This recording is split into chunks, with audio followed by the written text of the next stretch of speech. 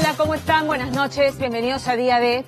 La cifra es escalofriante. De cada 10 mujeres que se reportan desaparecidas, una aparece, pero aparece muerta.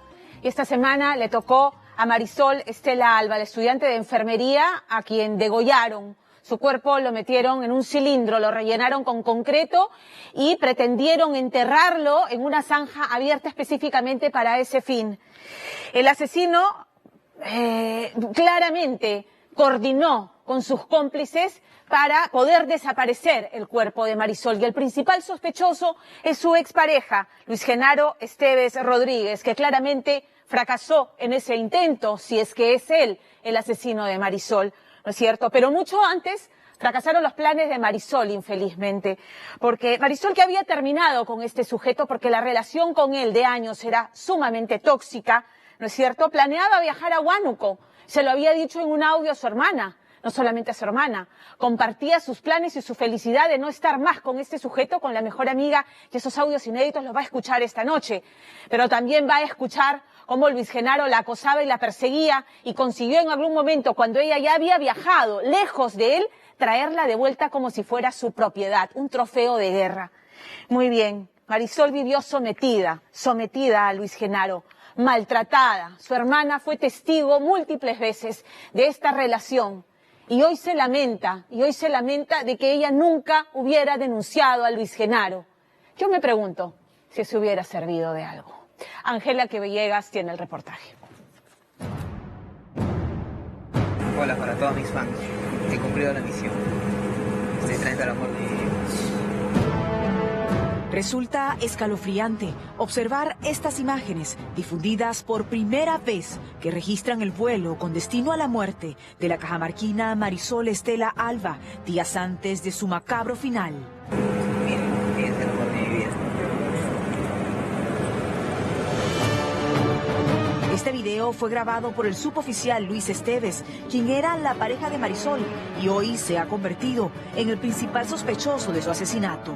La cámara lo capta con una mirada psicópata, disfrazada con la tonta sonrisa de hombre enamorado, ya que según la denuncia, él pretendía simular que se trataba de un viaje de placer, cuando en realidad, para asombro de todos, lo que verdaderamente hacía era traer a su enamorada desde Cajamarca hasta Lima, a escondidas de la familia de ella, para asesinarla y ocultar su cuerpo en un cilindro. Jamás habría imaginado Marisol que entonces regresaría a su tierra tan pronto, en ese mismo avión, pero en un ataúd sobre el hombro de su padre. Esta noche presentamos los audios y textos hasta ahora desconocidos de Marisol Estela, horas antes de su desaparición. Decidí estar sola, decidí salir. Ay, Cholito, esto supieron. Estas fotos que muestran al suboficial del ejército Luis Esteves y la estudiante de enfermería Marisol Estela han sido encontradas recientemente por sus familiares entre las pertenencias de la joven que llegó a Lima en el 2008 desde su natal Cajamarca para cursar estudios universitarios. En las imágenes, la pareja se retrata junta en varios paseos, donde Luis, quien era 10 años mayor que la joven, siempre tenía esa mirada ojerosa y perdida que generaba miedo a simple vista, mientras que Marisol, pese a ser recordada por ser muy risueña, ya no tenía la sonrisa ni el brillo de la mujer enamorada. Desde un principio fue normal. Y fingía una personalidad, porque a nosotros nos decía una cosa, después actuaba diferente. Mi hermana me contaba, cuando mi hermana quizás se iba a estudiar y no le contestaba a él me llamaba. ¿Dónde está tu hermana? Dime, ¿tú sabes dónde está? Dime, ¿dónde está? Yo no, a ver, hazme videollamada. A mí como que me quería manipular también. Incluso, según los parientes de Marisol, Luis hasta la obligó a dejar cosmetología para que estudiara enfermería por un capricho de él. Una actitud tan enferma que de inmediato causó repudio en la familia de la estudiante hacia esa relación. Ya no lo permitían prácticamente entrar a la casa de mi familia, a él. Y él se quedaba ahí afuera de la casa esperando ahí en la calle, hasta que ella salga. Salía a las 2 de la mañana, él esperaba. ¿Y cómo la encontraba? La encontraba, él me decía, tu hermana tiene el GPS, yo le he puesto GPS al celular de tu hermana, me decía. Y mi hermana, donde ella estaba, tenía que hacerle videollamada. Hemos llegado a San Juan de Miraflores, exactamente a esta Casa Verde, porque fue aquí donde comenzaron a convivir Luis y Marisol hace 3 años. Pero este lugar, lejos de convertirse en un nido de amor, comenzaría a representar el verdadero infierno que vivía esta pareja, lleno de agresiones y celos. Siempre veía, ¿no?, de que él la empujaba, la agarraba, la llevaba, la metía al carro. Más allá de esos empujones, ¿tú llegaste a ver en tu hermana algún golpe? Tenía golpes acá en los brazos. ¿Y en algún momento le dijiste a tu hermana, oye, deja a ese hombre que es un peligro? ¿Cuántas veces no le he dicho eso? Como que yo, no sé, creo que he hecho lo imposible como para separarla de él. Además, según el entorno de Marisol, Luis usaba el hecho de ser militar para amedrentarla y que ella no lo denunciara por miedo. De hecho, allegados a la estudiante indicaron que este hombre hasta le hacía obsequios cuando la golpeaba para confundirla. Pero ella se desahogaba en estos mensajes que sus familiares hacen públicos desde este momento. Pero la verdad, yo en algún momento pensé que Luis lo era todo, ¿sabes? Y cuando me levanta la mano decía, me pega porque es por mi bien. Su familia sabe de lo que me ha levantado la mano. Tantas cosas cholas que habrá que momento de contarnos más.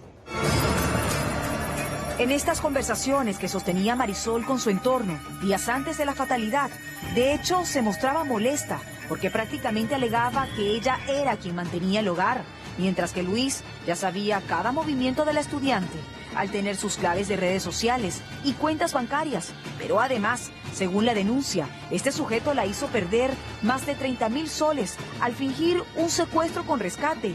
Pero si eso nos asombraba, nos impactó aún más conocer que, según parientes de la jovencita, este amante de las películas de suspenso, acostumbrado a fotografiarse con maquinaria pesada, era capaz de adoptar otras personalidades, llegando a imitar la voz de su enamorada para tenderle trampas a la expareja de ella. Él se hizo pasar por las redes sociales de mi hermana. Le dijo, estoy acá en tal lugar, ven, te estoy esperando, vienes rápido. Y después dice que le dice, pero ya voy. Y se encuentra y era Luis, dice. Y dice, ya lo que hemos hablado no te puedo decir porque es muy fuerte lo que él me dijo. Todo esto llevó a que Marisol terminara la relación varias veces, pero Luis seguía viviendo bajo el mismo techo de ella, y su hermana, para alejarla de tanto infierno, la invitó a irse con ella a Cajamarca una semana antes de la tragedia. Vamos de viaje, le digo, allá va a estar bien con mi mamá, con la familia vas a estar bien y vas a ver que te vas a olvidar de ese maldito. Y me dice, no, me dice, anda tú mejor, me dice. En su WhatsApp, no sé por qué, ya antes de que me vaya de viaje, él había puesto que está de luto. Ahora como que me doy cuenta y él lo ha planificado desde hace mucho tiempo. Y fue precisamente el martes 27 de noviembre cuando Marisol terminó definitivamente con Luis, según sus parientes, como se confirma en estos mensajes que ella envía horas previas a su desaparición. ¿Qué fue, Marisol? ¿Regresaste con Luis de nuevo? Ya no, hija, ya. Todo tranquilo, todo sola. ¿Qué tal? ¿Que ya no te está molestando, Luis?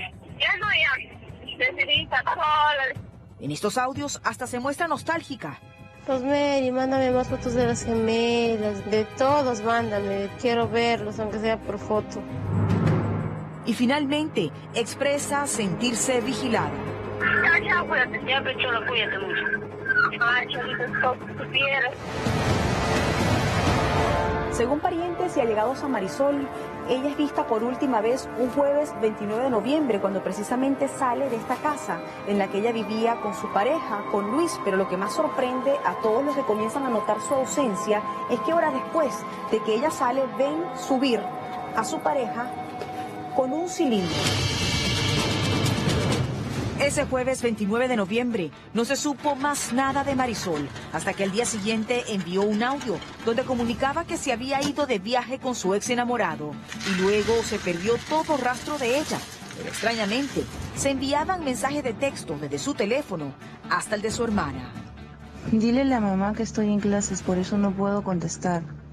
Sin embargo, no existe el crimen perfecto. Y según la versión policial, basados en la data de muerte, cuando la familia de Marisol recibió ese audio de la joven, ella ya estaba muerta, por lo que autoridades presumen que su verdugo la obligó a enviar esa nota de voz antes de asesinarla, para despistar cualquier duda y luego escribir en su nombre. Además, en las primeras pesquisas encontraron sangre en la cama donde la pareja dormía, por lo que creen que el crimen ocurre en la habitación de Luis y Marisol, donde el asesino la habría dopado para luego degollarla y ocultar su cuerpo, ya que cuando fueron a inspeccionar el dormitorio, todo el colchón había sido sorprendentemente cambiado por uno nuevo. En la entrada del dormitorio se lograba ver todas las pertenencias de la víctima amontonadas, lo cual resultaba un desorden armado por el victimario para simular un viaje.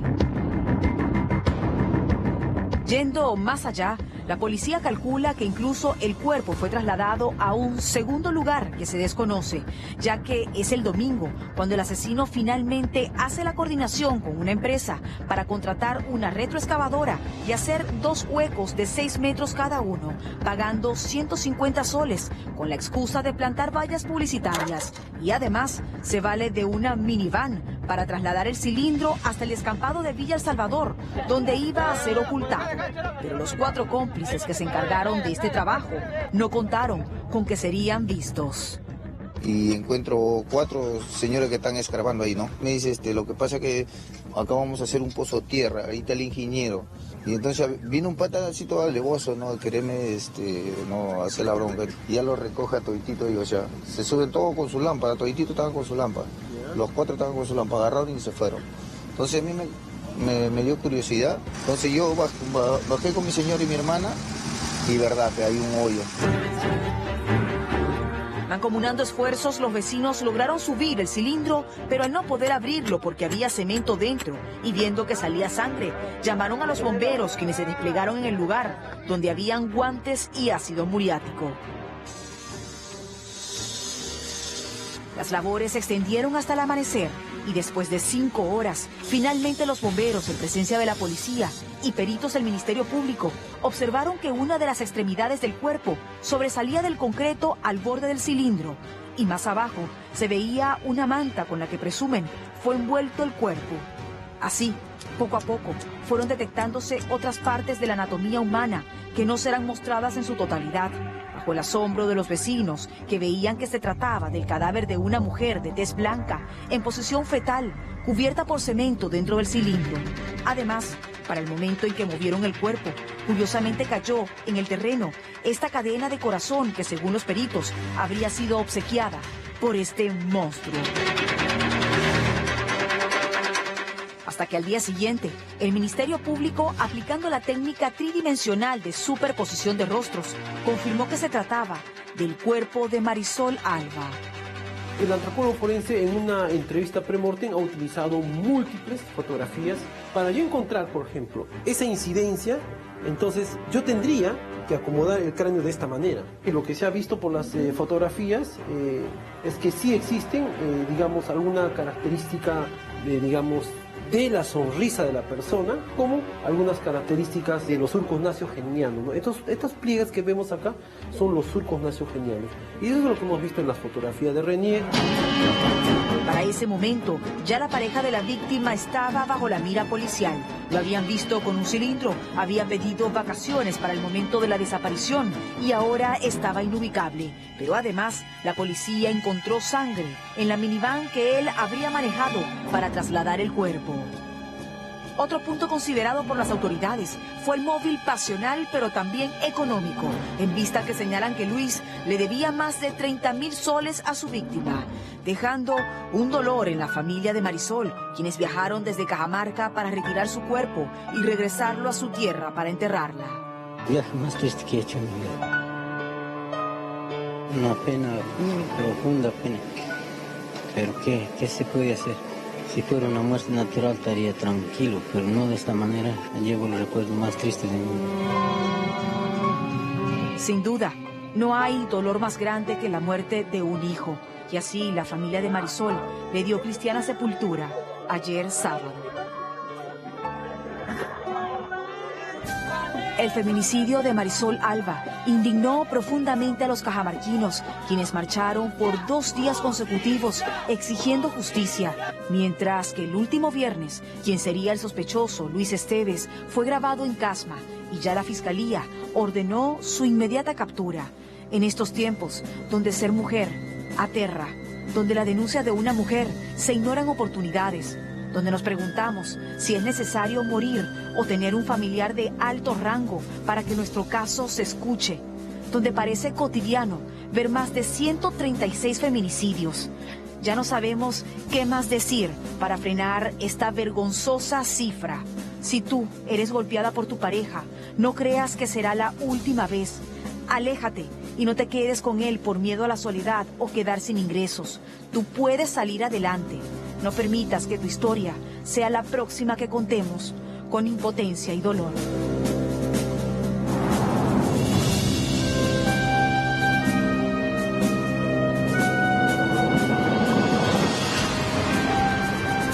Por eso me preguntaba si hubiera servido de algo que Marisol denunciara. Vean lo que ha ocurrido ayer en el Congreso.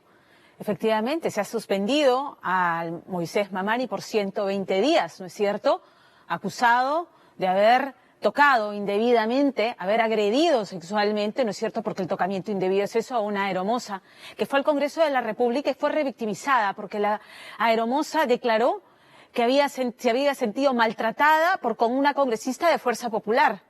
Y ayer, en plena sesión del Congreso, Paloma Noceda, ex miembro de la bancada de Fuerza Popular, se paró, tomó la palabra y denunció que había sido tocada indebidamente por un colega de su propia bancada. Y que no había sido en una sola oportunidad, sino en varias. Y que se lo había hecho saber al vocero en ese momento. Y que no pasó absolutamente nada. Y es que la tristeza es que siempre la palabra de la mujer que denuncia, ¿no es cierto?, algún tipo de agresión, no es suficiente. No es suficiente sino del nombre, porque ayer la reclamaban a Paloma Noceda. ¿Y por qué no denuncia completo? La denuncia se hace completa, pero cuando se hace con nombre y apellido le exigen más pruebas, porque entonces vas a dañar la reputación de quien estás acusando. La palabra de la mujer no vale nada, pero al denunciado hay que protegerlo, el debido proceso, la presunción de inocencia.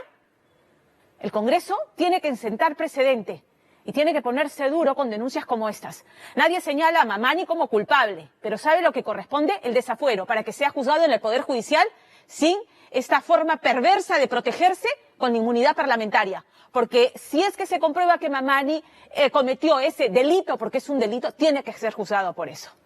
Y ahora vamos a hablar de otro tipo de denuncias. Es que yo la semana pasada, o hace unas semanas, me preguntaba ¿en qué clase de país un juez deja en libertad a un padre que ha violado y que embaraza a su propia hija? Bueno, en la misma clase de país donde un juez, y esto es alucinante, donde un juez admite, con la sobrecarga procesal brutal que manejan los jueces en el Perú, admite una demanda penal de una vecina que reclama que la caca del perro de sus vecinos atrae moscas, mosquitos, que están afectando su salud. Y un juez ha admitido esa demanda penal. El dueño del perrito dice, pues, me están demandando por un caquicidio. Y puede sonar gracioso, pero el asunto es, de verdad, es bien serio. Todo esto ocurre en un edificio de Chacarilla donde vive la demandante. Se llama Norma Casimiro. Ella es esposa de un juez superior, Luis Sánchez González. La señora ha demandado también a los vecinos del piso de arriba. Dice que por ruidos molestos. Y le han admitido la demanda. El taconeo de los vecinos cuando caminan por su piso, que cuando cierran la puerta, que cuando cierran el water, la pelota con la que juega el niño, en fin. Todos estos ruidos inquietan a la señora Norma Casimiro, entonces ha demandado también a sus vecinos. Y la señora Casimiro, dicen los vecinos, que tiene ¿no es cierto?, logra que los policías inmediatamente lleguen al edificio a levantar el acta y logra también que un juez inmediatamente admita estas demandas, por el amor de Dios, insólitas, ¿no es cierto? Y reclama indemnización. A los vecinos del perro les reclama indemnización y ya en otro caso consiguió que otros vecinos demandados le paguen 4.000 soles. Vamos, con el caquicidio Fernando Díaz se lo cuenta todo.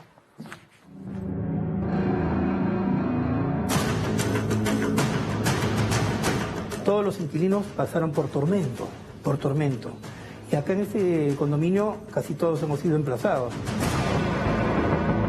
No es cualquier vecino, ese señor es un juez, su señora así lo recuerda a todos los vecinos. Mi marido es juez, así que trátenme bien. Familia Laca, dejen de dar pisotones en los dormitorios que retumban en los nuestros. En la cuadra 2 de la avenida Precursores, en el residencial distrito de Surco, hay un condominio de 6 departamentos donde no brilla precisamente la camaradería ni la buena vecindad. Mi perro tiene 10 años. Esta denuncia contra mi perro, que es un perro pequeño, Puck, ha empezado hace 2 años, cuando el perro tenía 8, porque no empezó cuando era bebito. Quienes habitan en el tercer piso aseguran improvisar a diario sutiles pasos de ballet para no hacer ruido e incomodar al vecino del segundo piso. Unos antiguos inquilinos tuvieron que escapar y mudarse lejos, cansados de las denuncias por quítame estas pajas, hartos de soportar los reclamos de una voz omnipresente. Familia Laca, arreglen la mampara que hacen constantemente ruido, día, noche, madrugada. ¡Maleducados! Una voz castrante, un oído atento a cada movimiento del vecindario. Aquí hasta las mascotas han sido demandadas en el Poder Judicial. Familia Laca, bañen a la perra que constantemente huele mal y traspasa nuestro dormitorio y a la casa. Ella también está involucrada. Ah, no, ella es hasta con su nombre y todo. Sí, acá lo dice. Varias molestias, el mal olor y los ruidos producidos por su mascota, can de nombre Petunia de las Nieves. Sí. En este condominio de Surco no habrá noche de paz, pues los vecinos aseguran que el magistrado y su esposa, propietarios del departamento 202, siempre consiguen traer a la policía cuando algo les fastidia. Si tú haces este sonido, que evidentemente en algún momento se te puede escapar, ese sonido creo que es este. Familia Laca, dejen de tirar la tapa de los inodoros que hacen ruido en forma constante y perturban la tranquilidad de la familia. Ese es el juez. Ese es el juez. Luis Jacinto Teodoro Sánchez. Esta es la vecindad que hoy sale en pie de guerra a denunciar los presuntos atropellos y excesos de don Luis Jacinto Sánchez González, un juez titular del segundo juzgado penal, quien junto a su esposa, doña Norma Victoria Casimir Freiberg, han sido acusados de utilizar las influencias del magistrado en el Poder Judicial para dar curso a las denuncias más insólitas y disparatadas. Como diría Tres Patines, un caquicidio, ¿no? Un caquicidio. Por un excremento del perro he sido demandado porque considera que ese excremento que una vez apareció después de 8 años, una vez, porque si no se hubiera quejado toda la vida, ¿no? En el edificio Precursores viven los mártires de una convivencia insostenible. Tengo 3 denuncias que me ha puesto la esposa del juez. Una por daños contra el patrimonio, la segunda es una denuncia penal por desvío de aguas y la tercera que es a Guillermo por el tema del parking. Facundo, un somnoliento perro de raza Pug de 10 años, ya no puede siquiera defecar tranquilo en su propio jardín, mientras Petunia de las Nieves tuvo que mudarse luego de ser incluida en una denuncia por ruidos molestos. Retumba en mi habitación, pisotones, juega con los objetos en el hocico, hace ruidos molestos, hay que bañar a la perra que tiene un mal olor, hay que pasear a la perra para que no esté estresado. Él estaba pendiente de todo lo que ustedes hacían, ustedes eran una familia muy ruidosa. No, al contrario, si mis hijos paran en la universidad todo el día. Según relatan los vecinos, el juez Sánchez González habría conseguido que la policía y el Ministerio Público admitan estas denuncias y que el Poder Judicial, lejos de atender los juicios por alimentos o los casos de feminicidio, reparen en las demandas domésticas interpuestas por la esposa del magistrado. Me preocupa como ciudadana si nuestras autoridades, que tienen tanto por resolver, porque todo el día leemos y nos enteramos de noticias tan tristes, daños a mujeres, daños a niños, puede ocupar su tiempo, sus horas de trabajo remuneradas por los impuestos de los ciudadanos para justamente atender este tipo de demandas. En el primer piso vive Facundo. En su mirada tristona se nota el miedo de que sus amos sean denunciados por este juez. Tiene la orden estricta de no volver a pisar el jardín, pues en abril del año pasado, una urgencia en el esfínter lo llevó a dejar un regalito en el jardín sin imaginar que doña Norma Casimir denunciaría su indecencia. Y finalmente nos ha demandado porque considera que la caca que vio un día y que la filmó le ha producido enfermedades, que no va a poder probar naturalmente.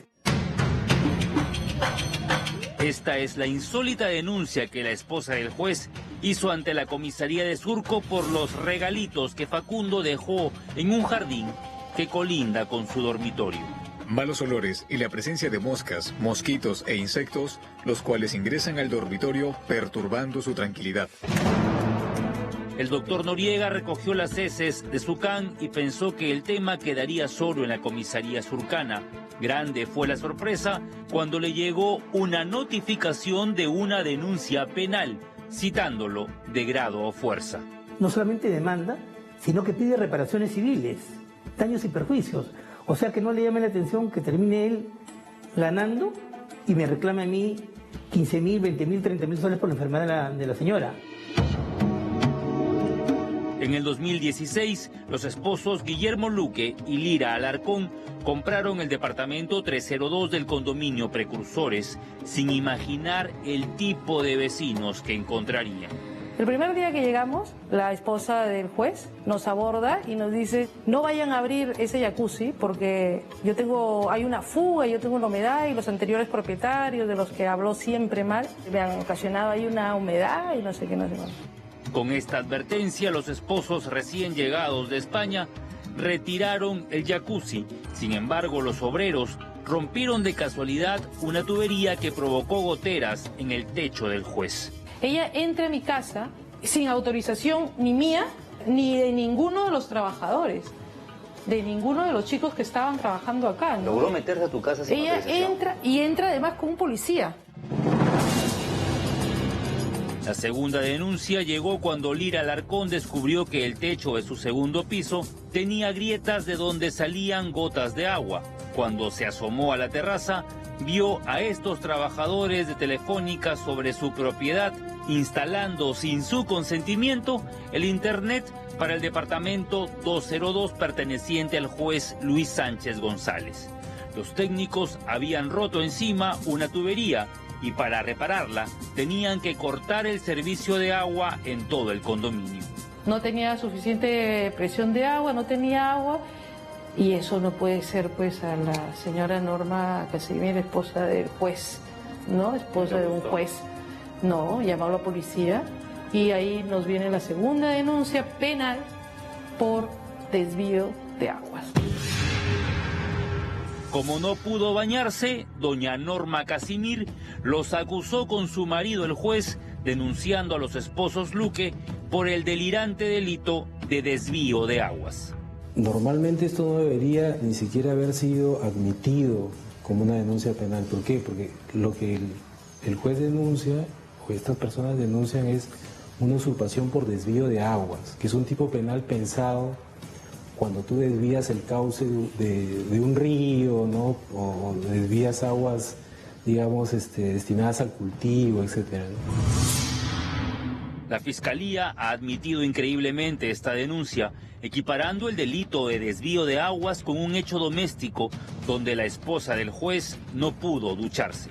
Las personas que trabajan como servidores públicos no deberían estar utilizando los medios públicos para cosas privadas o particulares, ¿no? Entonces eso me entristece, porque precisamente no nos sobran en este país, no nos sobran los medios como para poder tirarlos de esta manera. Pero las pugnas en este vecindario no quedarían ahí. Los Luque tienen a diario que lidiar con el estrecho espacio en el estacionamiento. No podemos venir más acá porque hay pared. Pero ella sí puede ir un poco más. Ella sí puede ir más acá y puede abrir sin ningún problema porque acá no tiene nada. En cambio nosotros no podemos salir, por ahí no podemos salir y por allá, que se queda un espacio chiquitito, te das que salir así. Los líos por el estacionamiento derivaron en una denuncia policial. La autoridad constató que el auto del señor Luque no cruzó la línea marcada. Yo nunca he puesto una demanda en este país, pero por lo que me explican, en 15 días no tiene usted una citación de la Fiscalía. Pues ese es mi caso. Entonces, bueno, saqué las conclusiones. Pensamos entonces que eran tal vez versiones antojadizas, exageraciones de los vecinos contra esta pareja de ancianos que sale a pasear por las noches en las calles de Surco. Familia Laca, retire del hocico de la perra el objeto que tiene y que lo suelta constantemente y hace bulla a nuestro departamento. Vengo a decirle en muchas oportunidades si no lo hace. Buscamos a la familia Laca, los anteriores vecinos de este condominio que hoy envueltos en 5 denuncias señalan al juez Sánchez y a su esposa como los responsables de haberles hecho vivir una pesadilla. Desde el primer momento que pisé ahí, ya fue para mí un tormento porque no era feliz, no podía hacer reuniones familiares, vivíamos como atemorizados, si venía serenazgos, si tocaran la puerta, si golpearan el techo, esos momentos que golpeaban nuestro techo, y no sabíamos por qué golpeaban el techo, o escuchábamos gritos. La esposa del juez Sánchez denunció a los esposos Laca, sus 2 hijos menores y la mascota Petunia de las Nieves por el delito contra la tranquilidad pública en la modalidad de ruidos molestos. El mal olor y los ruidos producidos por su mascota, can de nombre Petunia de las Nieves, al momento de jugar en el dormitorio que se encuentra encima del mío y donde no me dejan descansar en compañía de mi amada esposa.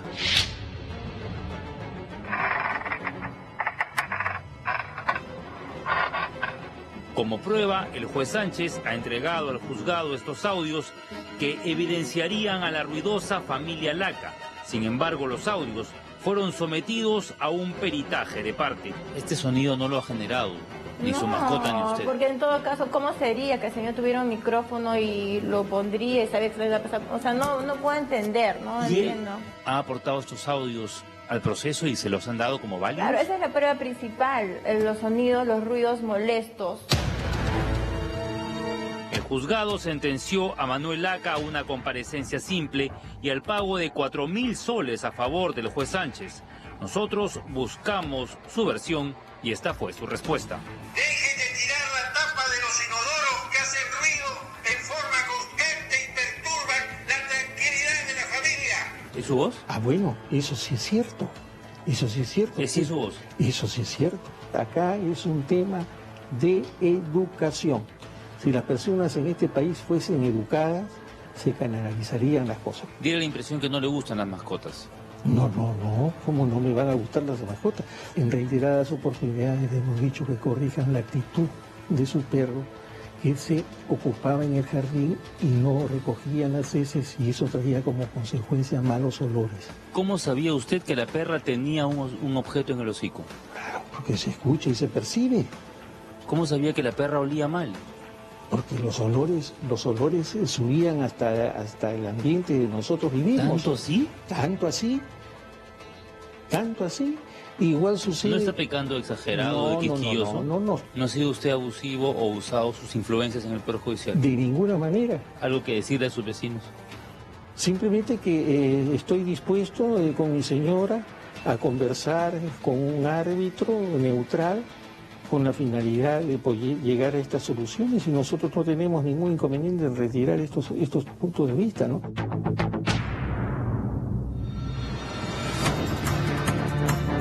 Los Laca se marcharon. Las mascotas lucen tristes. No habrá pleitos de callejón, pero sí cartas notariales por montones. Por eso y muchas cosas más, los vecinos no se atreven a decirle a este juez: ven a mi casa esta Navidad.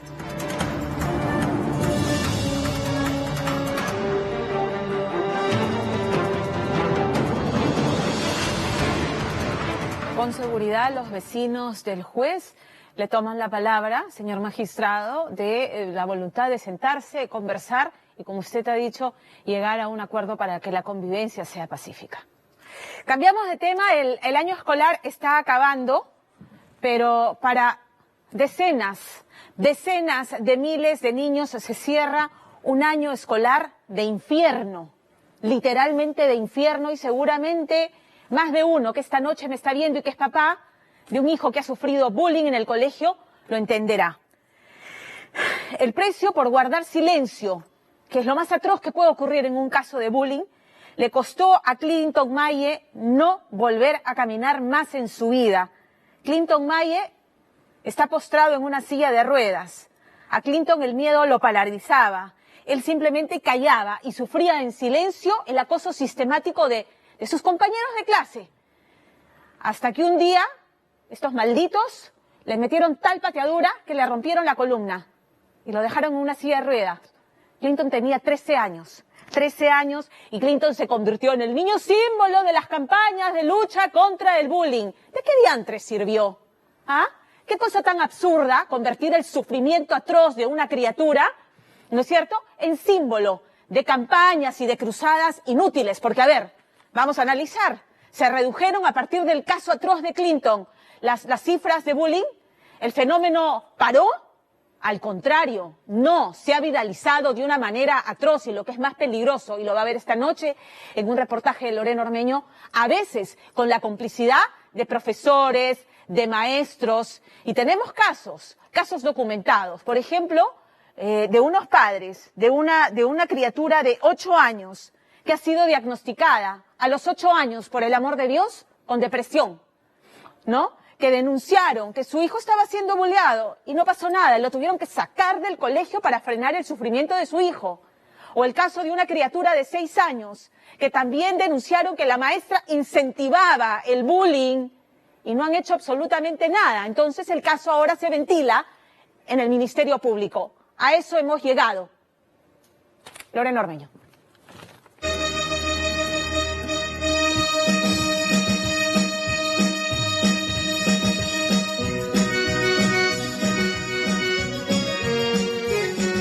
Pastor Clinton Maille cierra los ojos mientras entona una de las canciones que él mismo compuso. Escucha, hijo mío, te dice el Padre. Una alabanza al Dios que salvó su vida y le dio una nueva oportunidad de ser feliz. En el año 2014 conocí a Dios por primera vez y cada palabra me impactaba realmente y cambiaba mis pensamientos. En 2015, recuerdo muy bien, en el año 2015 el Señor me llama para la obra, para predicar una iglesia y liderar una iglesia y ser pastor y enseñar a muchas vidas que pueden querer escuchar la palabra de Dios. Ha pasado una década desde que conocí a Clinton, cuando apenas tenía 13 años, y pasó de llevar una vida común a estar postrado en una silla de ruedas. Entonces casi no hablaba, pero sus ojos mostraban la tristeza infinita de haberse convertido en el símbolo de las nefastas consecuencias del bullying escolar. Clinton acababa de mudarse a Lima de su natal Huancayo y su acento distinto lo hizo blanco de insultos en su nuevo colegio, hasta que un día la burla se convirtió en violencia física. 2 compañeros lo golpearon al punto que le rompieron la columna vertebral. Los chicos que están sufriendo ser víctimas de bullying, que deben contar con sus profesores, con el director, mayormente con los padres, ¿no? Tener una confianza y contarles lo que está pasando. Mira, en mi caso de mí, por el temor y por el miedo, yo no conté a mis padres que me estaban haciendo el bullying y por esa causa me quedé postrado en una silla de ruedas por no contar y por no hablar. Lo doloroso y absurdo de su historia conmovió al país y a través del programa de películas se logró que Clinton fuera llevado a los Estados Unidos para ser operado. Sin embargo, ya nada se podía hacer. El doctor me decía que ya no podían volverme a operarme porque me hicieron mala operación acá en nuestro país, Perú, y que solamente me quedaba confiar en Dios y creer en Él y a través de Él pues, recibir mi milagro. Escucha, hijo mío, te dice el Padre, ¿por qué estás así? ¿Por qué lloras? Y esa frase cuenta cambió su vida. Amar a Dios le enseñó a reencontrar la felicidad. Se convirtió en pastor de una iglesia evangélica y cumplió su deseo de ser músico, componiendo canciones cristianas y dando conciertos. Pero es consciente de que la lucha no es fácil y que no todos lo logran. Realmente cuando conocí a Dios, Dios llenó mi corazón de amor, de paz, de tranquilidad, de felicidad. Y todo el dolor se fue, y toda la tristeza se fue. Personas que me agredieron en el año 2010, y a través de la cámara dije no, que les perdono, porque Dios me enseñó a perdonar, porque la Biblia dice, pues no, perdona a tu prójimo. Gloria a Dios, yo me gozo, yo me gozo, yo me gozo. Clinton encontró la luz al final de un túnel que ningún niño debería transitar. Tristemente, su historia tan dolorosa no alcanzó para detener el avance del acoso escolar y el bullying en el Perú. Una encuesta realizada entre escolares arrojó que 7 de cada 10 menores entre 9 y 17 años ha sido víctima de agresiones por parte de sus compañeros alguna vez. Agresiones como insultos, burlas, uso de apodos, golpes, chismes en el colegio o a través de las redes sociales. En todos esos casos, solo 3 de cada 10 escolares que son testigos del maltrato levantan la voz para ayudar a la víctima. Los demás callan y hasta celebran con risas, convirtiéndose en parte del problema.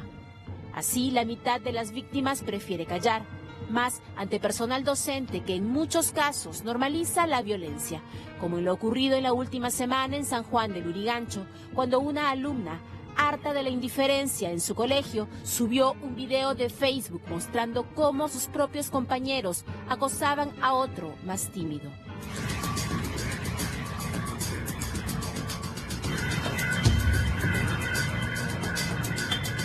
Por esa publicación, el padre supo que su hijo sufría bullying y buscando explicaciones, la indignante respuesta del auxiliar del colegio terminó mostrando la magnitud del problema. No lo estaban como manifiestan en su video que pateando, jalonando, así no ha sido. Sí lo han estado molestando, sí, pero no lo han estado pateando. Sí aceptamos el bullying. Pero ¿aceptan el bullying? Sí, pero lo que no aceptamos es que el señor que venga a decir, o que venga y diga, el niño era un niño alegre, un niño jovial, cuando el niño siempre se ha manifestado sentadito, el niño no hablaba. Año y medio, lo han tenido sometido. Mi hijo tartamudea, ¿o no te has dado cuenta que tartamudea? Debería ser bien sincero, antes de hablar, usted debería ser el verdadero padre que está mostrando ahorita y viera todo lo que habla en el salón. Que el señor es el que ha hecho primero daño psicológico, como habla en el salón. ¿Por qué? Porque el señor tiene cantidad de mujeres, tiene cantidad de... A ver, la parte privada no tiene nada que ver, señorita. Estamos hablando de un joven de 14 años que viene aquí a estudiar. Por favor. Solo esta semana, otro caso se reportó en el mismo distrito, en el colegio de la policía Capitán Jorge Ciesa Lachos, con un niño de primer grado de primaria de apenas 6 años, acosado en su salón. Me cuenta de que le habían querido bajar el pantalón en el patio, de que uno lo agarró del cuello y los otros dos, él forcejeaba y los otros dos le querían bajar el pantalón. A lo cual mi hijo no se dejó, se cayó al piso y el niño que lo tenía del cuello fue y lo pateó. Mi hijo se paró, se sacudió la ropa y se fue a lavar la cara. Yo le pregunté si le comentó a la Miss y me dijo que sí le había comentado, pero que ella después hablaría con él. Raquel Díaz cuenta que la primera alerta ocurrió un mes después de iniciar las clases, que preocupada habló con la profesora Mariela Gavedia, llenó un reporte y hasta le ofrecieron ayuda psicológica para su niño y los otros 3 involucrados. Sin embargo, dice, en agosto todo empeoró. ¿Te acuerdas lo que te comenté, que me quisieron bajar el pantalón, no? Entonces le digo, ¿qué pasó con eso? Ya mamá, te voy a decir la verdad, yo cuando estaba en el colegio y tú me llevabas la lonchera, ellos me pegaban en la cabeza. Y le digo, ¿tú le comentaste eso a la Miss? Sí, mamá, yo siempre le decía a la Miss y ella me decía, ¿sabe qué hacía?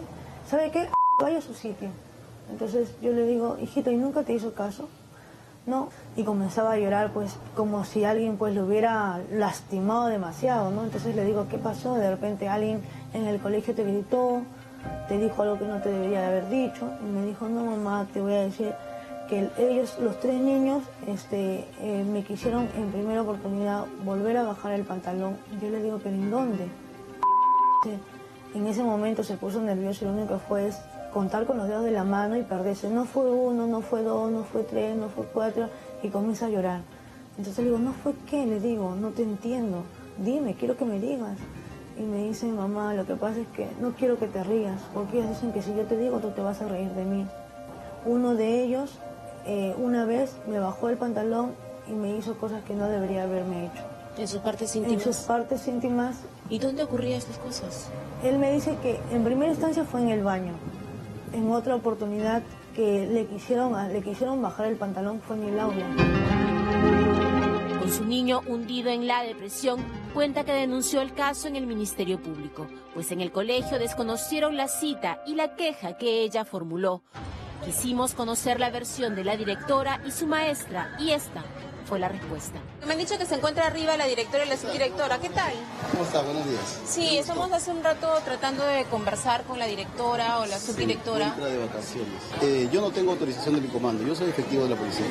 No tengo Esto no es nuevo, eso ya lo tienen desde hace varios días. Yo para poder declarar o para poder, tengo que pedir autorización de mi comando. ¿Y ustedes han informado a su comando de lo que está pasando? Me va a disculpar, pero yo no puedo declarar. Porque yo tengo que tener autorización de mi comando. Le pido permiso. Con todo Dice respeto. usted al ministro del Interior le tengo que preguntar. No, nada. Dígame usted porque yo lo pido el permiso. Simplemente tengo que tener autorización de mi comando. Discúlpeme, muchísimas Le pido gracias. el permiso para que ustedes puedan hablar. Con todo respeto, discúlpeme. Con todo respeto le pregunto yo, ¿a quién le pido el permiso? Alguien tiene que responder por un niño violentado. La directora sí estaba en el colegio, pero prefirió negarse. Indiferencia total o incapacidad para manejar un problema que afecta al 37% de los estudiantes del país. Hay mucho desconocimiento, ¿no?, de parte de los profesores en cómo actuar ante casos de violencia, ¿no? Hay mucho miedo también porque temen a inmiscuirse en un problema judicial, que finalmente los puede envolver. Entonces se toca con mucho recelo ese tema, ¿no? Gorda. Por eso la empresa privada ha tomado acción contra este problema. Rara, fuego, carefrena, precoz, zapa. Para. Y asociaciones civiles como Convivencia en la Escuela llevan 5 años desarrollando programas de prevención con voluntarios universitarios que dictan talleres en colegios estatales, entrenando a chicos de tercero, cuarto y quinto de secundaria contra el bullying. Yo creo que esto está normalizado. De alguna manera algunos dicen, bueno, esto es un juego o simplemente estamos entre amigos, y mayormente aquellos que alzan la voz son pintados como los aguafiestas. El barrio, la casa y la escuela. Son los 3 puntos donde siempre se ven estos tipos de casos.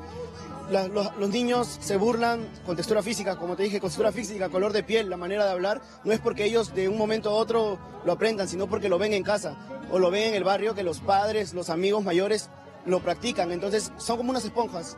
Solo rebotan ese aprendizaje que tienen como si fuera algo normal, como si fuera algo común. Sumada a la prevención, el Ministerio de Educación ha iniciado campañas que buscan romper el círculo del silencio. Si existen profesores que normalizan la violencia y víctimas paralizadas por el miedo, toca a los testigos no convertirse en cómplices. Aquí somos un solo equipo y donde esté la violencia vamos a frenarla. Tarjeta roja a la violencia. En 5 años, el portal cicb.pe ha registrado 23.841 casos de violencia escolar, 4.822 considerados bullying. De ese grupo, 57% refiere violencia física. Puede ser cualquier persona que un compañero de salón, sí, o el puede ser papá. alguien que ha sufrido una situación de violencia o alguien que ha observado una situación de violencia. Ahora, ¿este portal CICB funciona para colegios particulares también? Todas las instituciones educativas públicas y privadas tienen que reportar los casos, ¿no?, en el portal del CICB. Según la norma, cada colegio debería contar con al menos un psicólogo, pero habiendo más de 60.000 planteles, no existen suficientes profesionales para cubrir las plazas. Así, desde nuestro lugar, toca educar en respeto, explicar a nuestros hijos que no son bromas, que el acoso puede tener consecuencias físicas irreversibles, como con Clinton, y hasta llevar al suicidio. Pero no siempre es fácil reconocerse ante otros como una víctima. Así existe la asociación ANAR, que con una sola llamada gratuita y anónima pone al alcance de los niños y adolescentes la asesoría de psicólogos especializados. No se trata de denunciar, no somos una línea de denuncia, sino un espacio de escucha. Incluso la confidencialidad implica que el niño puede inventarse el nombre. No nos interesa a nosotros enfocarnos en el problema, nos interesa enfocarnos en el niño. Y además abordamos los recursos que tienen propios cada niño. Con qué familiar cuentas, con qué amistad cuentas, si tienes un profesor de tu confianza, y a partir de ahí construimos la solución. ¿Qué edad puede llamar un niño? No tenemos límites, no tenemos límites. De hecho, nuestro principal público objetivo son los adolescentes. Tan solo el año pasado recibimos más de 14.000 llamadas. La diferencia entre sufrir bullying y romper con él está en pedir ayuda.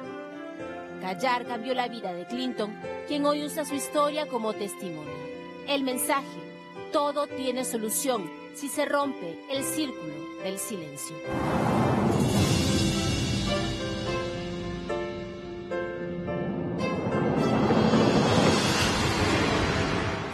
Empodere a su hijo para que hable, para que pueda defenderse, pero sobre todo para no callar, para que sepa que puede acercarse y contarle lo que está pasando y que usted va a apoyarlo.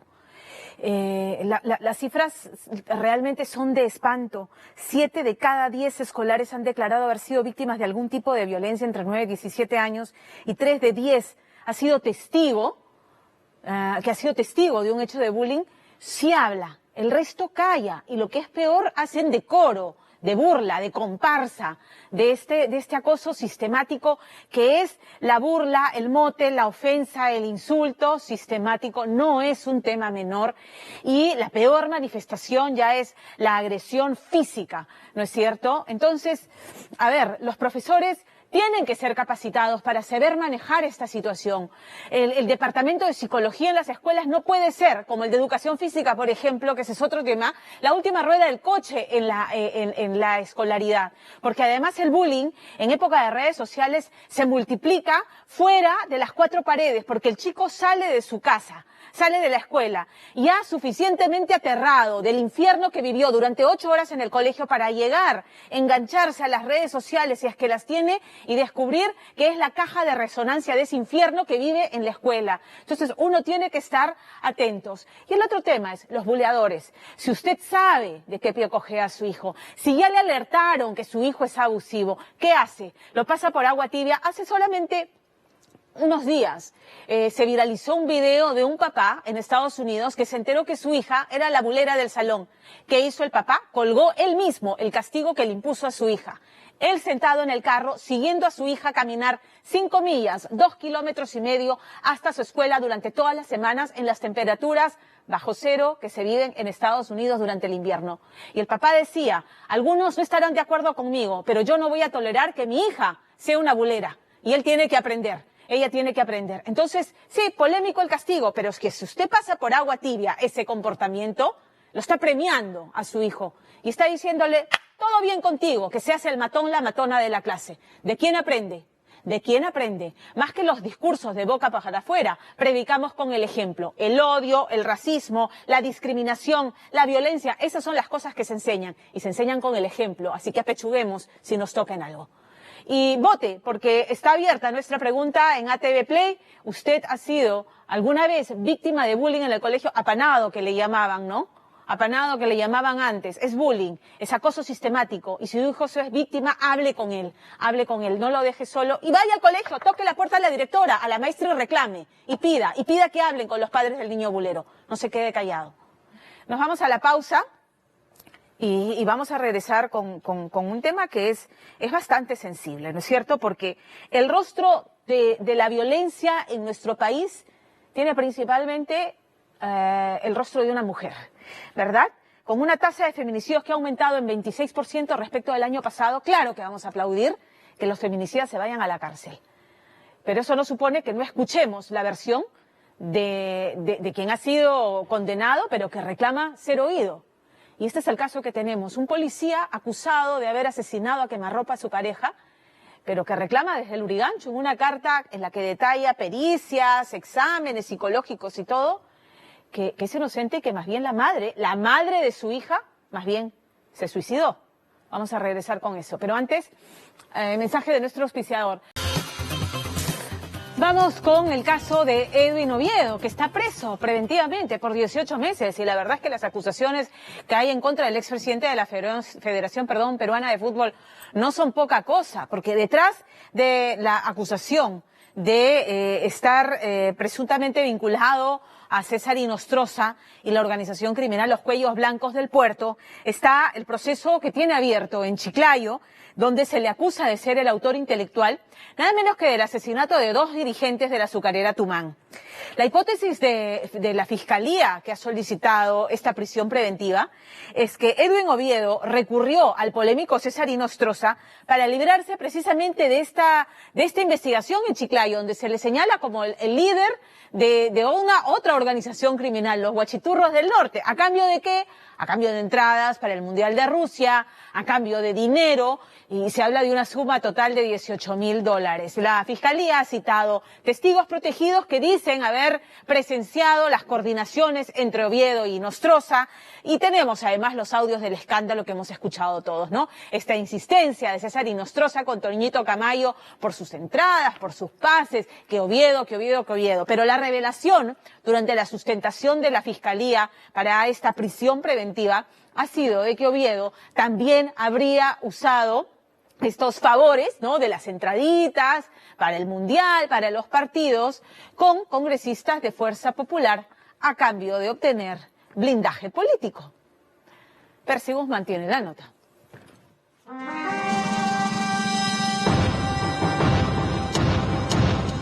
¿Cuáles son los delitos que se le imputan al señor Oviedo? Bueno, según la hipótesis de la fiscal, el primer delito es ser integrante de una organización criminal, cohecho pasivo genérico, cohecho pasivo específico y tráfico de influencias. Esto en un concurso real de delitos, con vinculación obviamente con el señor Inostroza. ¿Qué le dice al 70% de los peruanos que no le creen? Soy inocente de los cargos que me acusan. Okay. 1. 2. Yo estoy acudiendo a todas las investigaciones. ¿Ya? No me estoy corriendo.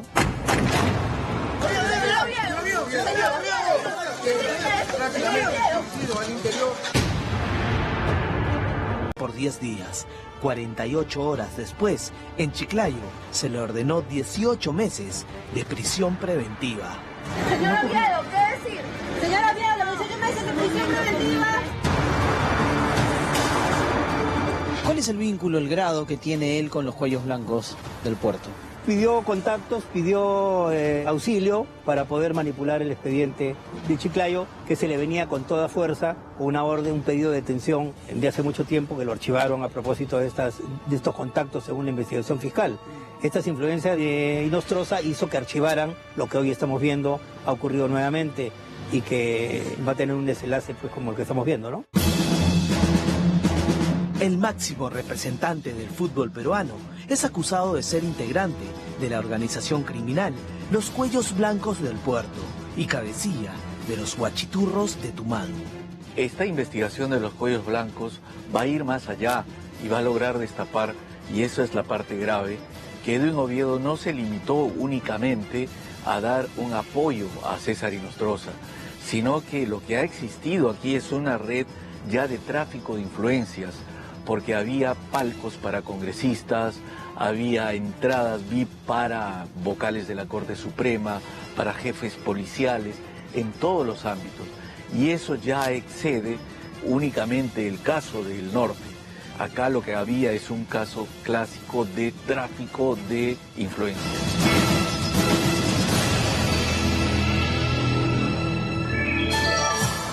Pero ¿cuál es la historia de Edwin Oviedo Pichotito y cómo llegó a convertirse en el presidente de la Federación Peruana de Fútbol? Para el jurista deportivo José Luis Noriega, Oviedo vio en el fútbol un escudo para poder cubrir los problemas con la justicia que tenía en Tumán. Por lo que sabemos es un empresario próspero del sur del Perú que tenía sus centros comerciales, ahí era una persona rica que se le ocurrió auscultar el mercado del azúcar y pues se encontró con esta vía Tumán y con todas estas investigaciones y situaciones, ¿no? Él es un empresario que por lo visto al margen de la ley ingresó al ámbito del fútbol cuando no debió ingresar, ¿no? Cuando el Grupo Oviedo tomó el control de la azucarera agroindustrial Tumán en el año 2006, después de comprar una deuda por más de $2 millones a uno de sus acreedores, recibió la administración judicial por 2 años. Ellos se quedaron 9. Esta medida provocó las protestas de muchos opositores que para la Fiscalía fueron silenciados, como las muertes de los dirigentes Manuel Rimarachín y Percy Farro. Según la investigación, la banda criminal Los Guachiturros de Tumán, liderada presuntamente por el ex dirigente deportivo, serían los autores de estos crímenes. Esta semana, Oviedo se defendió de estas acusaciones en ATV, un día antes de ser detenido. ¿Teme ir a la cárcel, señor? De ninguna manera, al contrario. Ah, ¿no teme ir a la cárcel? No. A ver, si me permites, soy inocente de estos casos que me imputa el fiscal Carrasco. Ha pasado 3 años investigándome y no tiene una sola prueba. En diciembre de 2014, Edwin Oviedo fue nombrado presidente de la Federación Peruana de Fútbol. Medio año después, en agosto de 2015, el fiscal Juan Carrasco incluyó al dirigente en la investigación fiscal por los delitos que se le acusa en Chiclayo, cuando Ricardo Gareca ya era el flamante director técnico de la selección nacional. Vamos a hacer una selección competitiva. Quiero por sobre todas las cosas el compromiso y el convencimiento de que podemos.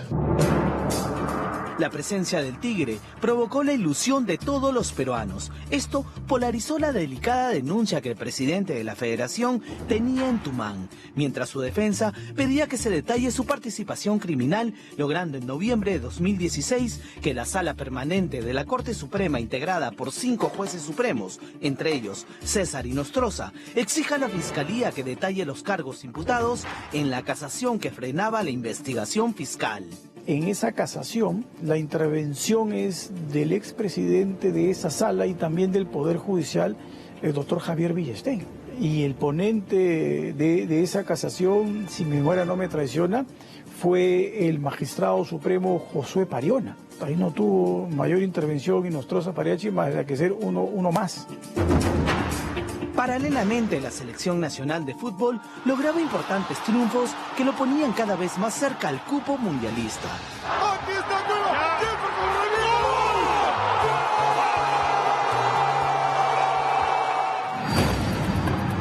El 15 de noviembre del año pasado fue un día histórico para el fútbol nacional. Aquel día, la selección clasificó después de 36 años a un mundial. Y todos los peruanos, hasta el más incrédulo, quería estar presente en las gradas del José Díaz, como el ex juez supremo César Inostroza Pariachi, quien aparece como un hincha más tomándose fotos al lado del ex presidente del Poder Judicial, Duberlí Rodríguez, en la zona central de la tribuna occidente. La federación le ha regalado entradas a Duberlí Rodríguez. Por el área de comunicaciones. Pero usted es el presidente, pues señor Oviedo. Usted le ha regalado entradas al Ministerio Público. No le he regalado yo entradas, porque quiero que deje claro, por favor, Milagros. La federación es una institución que entrega cortesías por el área de comunicaciones y lo hace unas invitaciones al Ministerio. Pero usted sabe la lista, ¿no? Entonces, usted me está diciendo... Eso lo hace ya el área de comunicación. Mientras la selección nacional participaba en la Copa del Mundo, la investigación de las fiscales Rocío Sánchez y Sandra Castro, quienes estaban a cargo del caso de los cuellos blancos del puerto, descubrieron los vínculos que Oviedo tenía con el hoy prófugo de la justicia, César Inostroza, corroborado además por los audios donde el ex juez supremo exigía entradas al gordito para el Mundial de Rusia. Mi querido doctor, muy buenos días. Hola, mi hermano, ¿qué tal? ¿Qué tal? ¿Qué coincidencia? Sí, ya me gusta contar con el amigo. Ya, mi hermanito, muy bien. Gracias por la consulta. No. ¿Ya? ¿Y cuándo me entregaría los tickets físicamente? Allá. Mañana averiguo y te digo las dos cosas, ¿ya? Tiene que ser antes, mi hermano, porque si no... Por supuesto. No se preocupe. Para el Mundial, donde justamente se escuchan los audios, a este amigo Antonio Camayo, que lo conozco hace 30 años, en una reunión social, coincido con este juez, y donde me piden, y en los audios se escucha claramente que dice que necesitan saber cómo es el FAENDI. Oye, si estoy hasta ahora no me da noticias para sacar mi pasaporte, ni mi pasaje. No, si ya está todo. No, eso pero ya lo dice que para sacar el distintivo de la FIFA, necesitas dar el número de tickets de una de las entradas, por lo menos. No nos puede vender el cuento Oviedo, decirnos que lo que quería Inostroza era saber cómo era el ID, el fan ID. No, pues, estamos muy grandes para que nos vendan ese boleto de ninguna manera. ¿Cuál sería el objetivo del señor Oviedo? Justamente el objetivo ha sido, pues, congraciarse con sobre todo con Inostroza, para que, con el poder que tenía, influencia, interfiera en la investigación que él tenía en Chiclayo. Por eso es que se dio la primera acción de amparo, que salió a favor de él, donde se prohíbe prácticamente al doctor Carrasco que continúe con la investigación. El último jueves, la Sala Superior dispuso la detención preliminar a Edwin Oviedo, recogiendo los elementos presentados por la Fiscalía Superior, además de sospechar del peligro de fuga del ex dirigente deportivo. O sea, sí existía posibilidad de fuga, ¿por qué? porque obviamente estamos frente a una organización criminal, estamos frente a una persona que tiene obviamente la capacidad adquisitiva como para poder moverse por todo el país y a nivel extranjero, o sea, no tenía ninguna dificultad de salir del país. ¿A pesar de haber entregado el pasaporte? No, que tú no necesitas pasaporte para salir del país, con tu DNI tú puedes salir a cualquier país de Sudamérica. A las 7:30 de la mañana del jueves 6, el presidente de la Federación hasta ese momento fue detenido saliendo de su casa en Surco. De inmediato se realizó el registro en su domicilio que ya lucía con decoración navideña. Con esta resolución nosotros le comunicamos que usted se encuentra detenido temporalmente por un periodo de 10 días. Entre los elementos de convicción que la Fiscalía ha presentado figuran varios fundamentos, entre ellos el del colaborador eficaz. Además, los vínculos entre Oviedo Pichotito e Inostroza Pariachi, la asesoría del magistrado al dirigente de la Federación, el pago de dádivas y ser miembro de los cuellos blancos del puerto. Si el ex supremo Inostroza Pariachi le cobraba por interceder ante autoridades, ahí estaríamos en un delito que se llama tráfico de influencias. Pero lo que se está narrando de manera superficial es que el ex supremo Inostroza Pariachi lo ayudaba en sus casos, pero desde una perspectiva profesional, no como juez supremo. Muy al margen de las entradas, muy al margen de recibir los 3.300 soles. O conseguirle un abogado en Chiclayo para que lo ayude con el caso de... Así es. ¿Sí? Claro. Con la detención preliminar, Oviedo fue recluido en la prefectura de Lima el último jueves. Al día siguiente, en Chiclayo, el juez Carlos Chamamé ordenó 18 meses de prisión preventiva por la investigación que se le sigue como presunto cabecilla de los guachiturros de Tumán. Situación legal que compromete aún más al ex mandamás de la Federación Peruana de Fútbol. ¿Qué va a suceder con el señor Oviedo? Bueno, va a cumplir su prisión preventiva ordenada por el juzgado de Chiclayo, pero independientemente va a continuar sus 10 días de detención preliminar aquí por orden de la Sala Nacional y posiblemente después de los 10 días la doctora Sánchez solicite la prisión preventiva. O sea, él puede tener 2 mandatos de prisión preventiva por 2 juzgados diferentes porque las dos investigaciones tienen su propio procedimiento y son autónomas. ¿Eso suman? No se suma. No, cada uno corre por su propio... El plazo corre independientemente. Así es. Pero él, en todo caso, estaría en una prisión de Lima. Eso lo decide el INPE.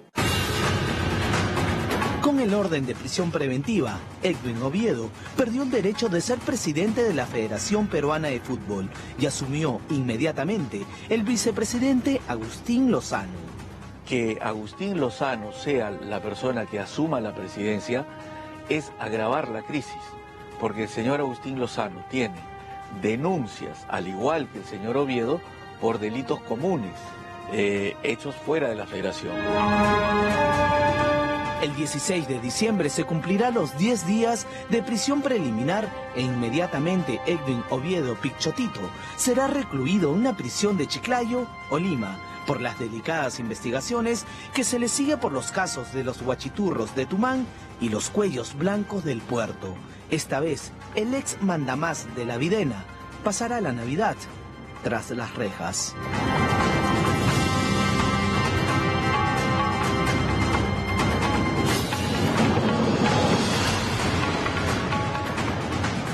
Y yo me pregunto sobre esta ley, la ley Oviedo, ¿no es cierto?, promovida por Daniel Salaverry y por Fuerza Popular, que le prolongaba el mandato en la Federación de Fútbol hasta el 2021. ¿Qué va a pasar ahora?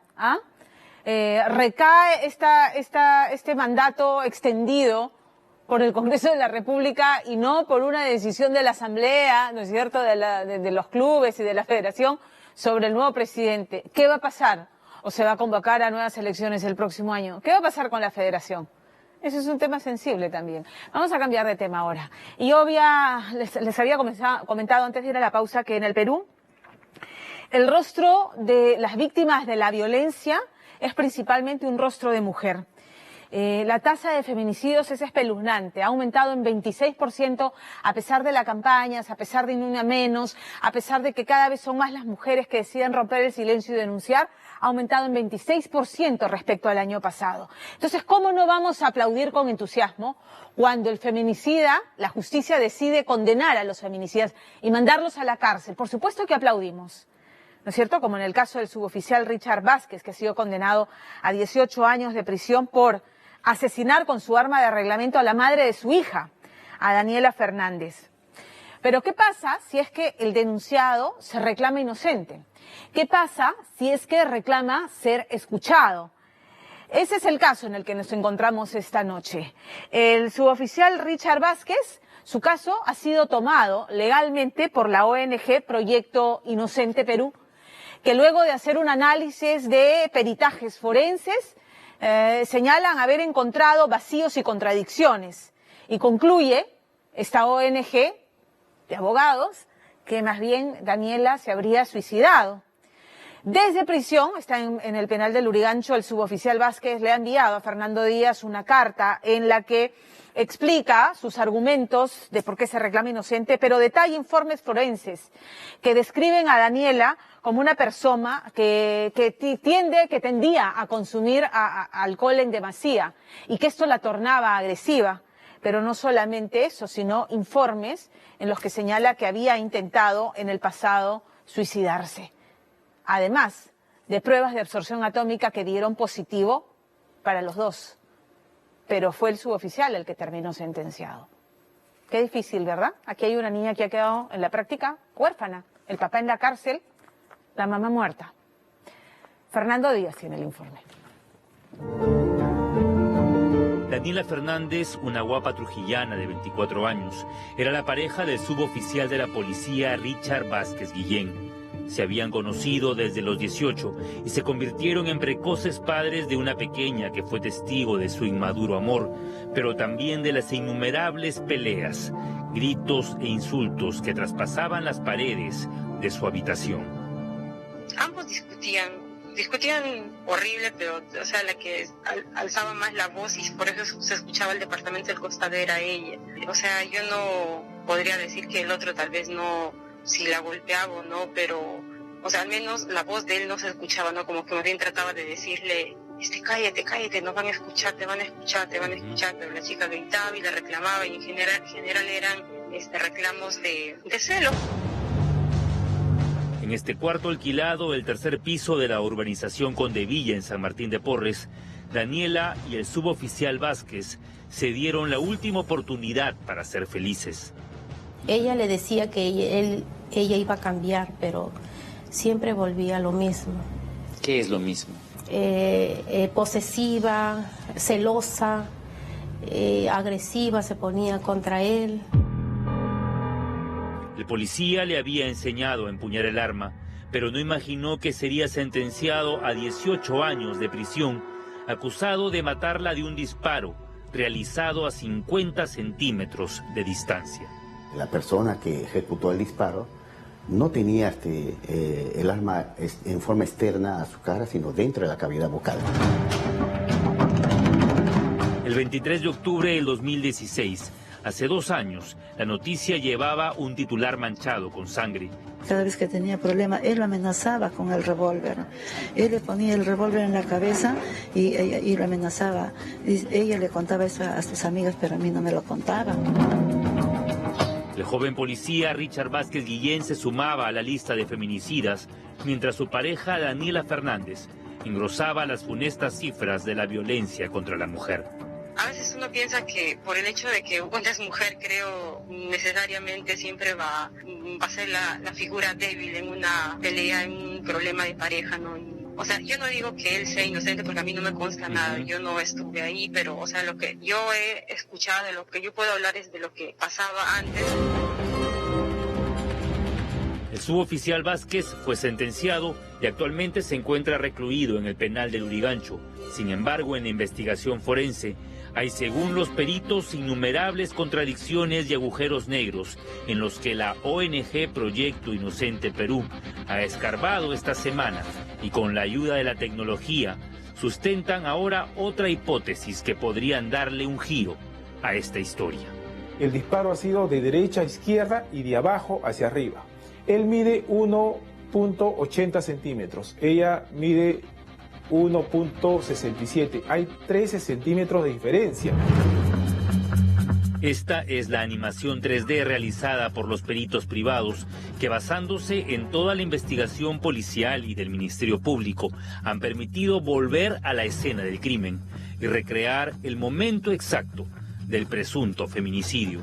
Esta es la primera hipótesis, ¿no?, con la cual se ha sentenciado a este policía, que nos dice que esta persona ha disparado a una distancia corta, ¿no?, de hasta 50 centímetros, pero si así hubiese sido la secuencia de los hechos, hubiésemos tenido que el proyectil hubiera tenido que afectar en una primera instancia la parte externa del rostro, ¿no?, luego posteriormente los dientes y luego ya lo que es la anatomía interna, ¿no?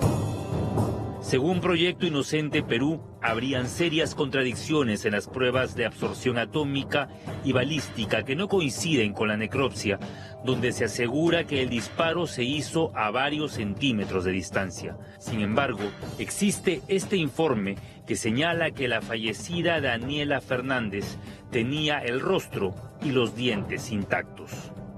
Si el disparo hubiera sido exterior o a quemarropa, como se le puede conocer, a una distancia corta de 10 centímetros, el chamuscamiento se hubiera marcado en la parte exterior, ¿no?, es en la nariz, en la estructura frontal del rostro. Pero en este caso el chamuscamiento, como consignan en los informes periciales, está dentro de la boca. Esta noche en Día D mostraremos el otro lado de una historia que los padres de Daniela jamás contaron. Sus padres saben muy bien que ella a cualquier hora de la noche se venía mareada a hacer problema y sus papás venían con el taxi asustada, o a veces yo tenía que llamarla para que la lleve porque tenía miedo que esté o que se una con mi hijo en ese momento, porque a veces ella se ponía agresiva. Don Daniel Fernández y doña Gladys Paredes negaron siempre la posibilidad de que su hija se haya suicidado. Él ha matado a mi hija, ¿no? Pero él alega que mi hija se ha suicidado. Mi hija nunca ha tenido esa intención de suicidarse. Los jueces que sentenciaron a Richard Vázquez Guillén no valoraron el informe psicológico. Fue introducido en el juicio oral, pero ellos no lo valoraron. No llamaron, por ejemplo, al perito psicólogo para que el perito declare en juicio oral. ¿Por qué los jueces no incluyeron este informe psicológico donde la propia Daniela confesó tener instintos suicidas, que su desmedido consumo de alcohol la volvía violenta y que se llevaba mal con su familia, especialmente con su madre, de quien dice nunca la abrazó? Iba una vez mareada a mi casa a buscarlo, que por qué no salía, para que no sé qué quería, mareada, había tomado pastillas y no sé qué es lo que quería con mi hija, con mi hijo. A la fuerza creo que quería que él vuelva con ella. Incluso intentó romper las lunas del carro de mi esposo con las manos. Su abuelo y su padre fueron policías y, siguiendo la tradición, Richard Vázquez Guillén decidió vestir el uniforme que ha sido embarrado con la denuncia de una trágica muerte. ¿Cómo es posible que mi propio estado, mi propio país, que mis hijos, mi familia han colaborado con... Son policías que ellos colaboran, exponen su vida. Mi esposo 35 años ha expuesto su vida. Mi padre ha sido guardia del año y nuestro propio estado ha encerrado a mi hijo. Desde hace 2 años, Dina Guillén viaja de Trujillo a Lima para perderse en esta ciudad y llegar hasta las rejas oxidadas del penal del Lurigancho. Su amor de madre no puede ser objetivo. No me imaginaba, nunca había pisado un penal, ni de visita. Imagínense, tenía que llegar a ver a mi hijo todavía. Eso es lo más doloroso para mí. Desde su celda, el joven policía insiste en su inocencia. Esta es la carta donde Richard Vázquez cuenta lo que, según él, ocurrió aquella noche del domingo 23 de octubre del 2016. Tuve una discusión con ella y me vio decidido a terminar para siempre la relación. Ella no quería aceptar, como en otras oportunidades, y muy molesta ingresa al dormitorio. Yo saco a mi hija de la casa porque había escuchado la discusión y estaba asustada. El carácter explosivo de Daniela habría llevado al policía Vázquez a terminar el romance más de una vez. El suboficial trató de rehacer su vida con otras chicas que hoy aseguran haber sido agredidas por una Daniela, presa de los celos. Ella siempre fue impulsiva, problemática, se dejaba siempre llevar por sus celos, por su enojo. Daniela Fernández atacó a Jocelyn Chumacero Reyes, ex enamorada del policía, y fue, según este documento, denunciada penalmente por lesiones graves. ¿Tu familia sabía esto? ¿La familia de Daniela? Mi familia sabía de Daniela, pero creo que igual nadie va a querer aceptar que su hija era así, ¿no? En 2012 ya había una alerta roja por un psicólogo, donde el psicólogo sugiere que esta chica, esta señorita, sea sometida a un tratamiento psiquiátrico, porque había una tendencia al suicidio. Y lo dice en el informe psicológico que está aquí. 13 de febrero del 2012, el doctor Jaime Zabaleta evalúa en Trujillo a la paciente Daniela Fernández a raíz de un incidente. Cuenta que ha consumido pastillas amenazando suicidarse porque ha terminado la relación con su pareja. Señala que una vez rompió un vidrio y se cortó. Dice que es muy celosa e insegura. Daniela afirma que quiere controlarse y no puede. El psicólogo concluyó que la joven tiene una personalidad con patrones histéricos, borderline, dependiente del alcohol y con depresión mayor. Mi hija nunca ha tenido esa intención de suicidarse, porque mi hija no ha estado depresiva. Señores, ustedes saben cómo ha sido Daniela. Por favor, digan la verdad, no mientan, digan la verdad. Está bien, yo entiendo el dolor, a veces los entiendo y a veces no los entiendo. Porque no creo que por un dolor así, sé que es fuerte, pero no pueden calumniar a mi hijo. Ustedes saben de lo que ella hacía. El informe hace hincapié en sus pensamientos suicidas y en que toma pastillas para manipular a sus padres. Recomienda, por tanto, 8 meses de terapia cognitiva conductual. Sin embargo, resalta algo sumamente peligroso. La paciente no regresó ni se sometió al tratamiento. Dina Guillén dice que su hijo dejaba la pistola oculta en lo alto de un armario. Tras la última discusión, el policía asegura que terminó la relación, cogió a su hija de 3 años y salió a la calle. Eran las 11 de la noche. Al volver a la casa ingreso al dormitorio encontrando a Daniela tirada en el piso y a la altura de los pies la pistola. Mi reacción fue de ayudarla, le toqué sus signos vitales, las manos, le levanto la cabeza, le toco la boca y vi sangre y deduje que se había disparado dentro de la boca. La prueba de absorción atómica aplicada a las manos de Daniela dio positivo para plomo, antimonio y bario. Sin embargo, el examen practicado al policía también arrojó positivo y por ende, Richard Vázquez fue encarcelado. Precisamente he analizado ellos y no me convencen de que la persona de Richard Vázquez Guillén haya sido el autor del disparo. ¿Por qué? Porque es muy posible que él haya tenido la contaminación de estos elementos incluso antes de llegar a la escena del crimen. Richard Vázquez era policía y 4 días antes de la muerte de Daniela, el 19 de octubre, participó en una instrucción de tiro organizada por la Región Policial Lima. Su nombre aparece en esta lista y según los peritos, esta práctica contaminó poderosamente las manos del suboficial, quien encima, al tocar el cadáver de la fallecida, volvió a impregnarse con los elementos contaminantes. No presenta las características categóricas que puedan determinar que ha sido el autor del disparo. La sentencia condenatoria contra el policía se sustenta en la necropsia que determina que el disparo fue hecho a corta distancia. Los peritos en balística dan la contra argumentando que es imposible que la víctima haya estado esperando con la boca abierta a que la bala ingrese con tal puntería que no destroce ni los labios ni tampoco los dientes. Ha sido realizado el disparo con arma de fuego, con proyectil de arma de fuego, cuya herida se aloja dentro de la cavidad de la boca. esta característica forma un tatuaje al interior de la boca, del paladar, haciendo una trayectoria de adelante hacia atrás, ¿no?, de arriba hacia abajo con salida occipital. Los jueces rechazaron la pericia balística descartando la teoría de un suicidio, pese a que Daniela tenía al fondo de la boca el típico tatuaje, una estela negra dejada por el impacto de bala.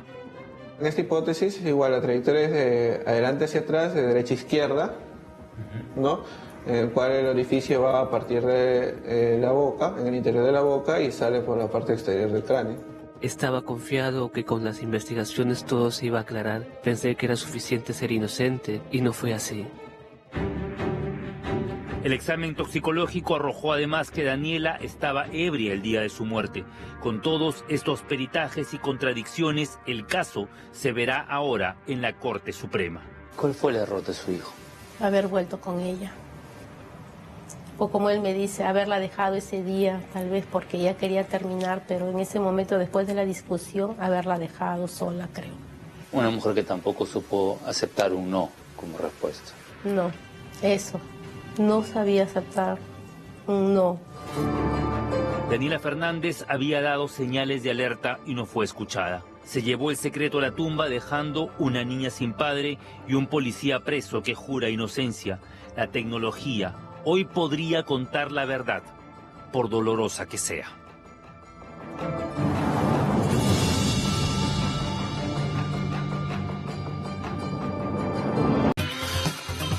Yo he anunciado que estoy aquí en los estudios con Daniel y Gladys Fernández. Ellos son los padres de Daniela Fernández, que fue, en virtud de una sentencia judicial, asesinada por el padre de su propia hija a quemarropa y con su arma de reglamento.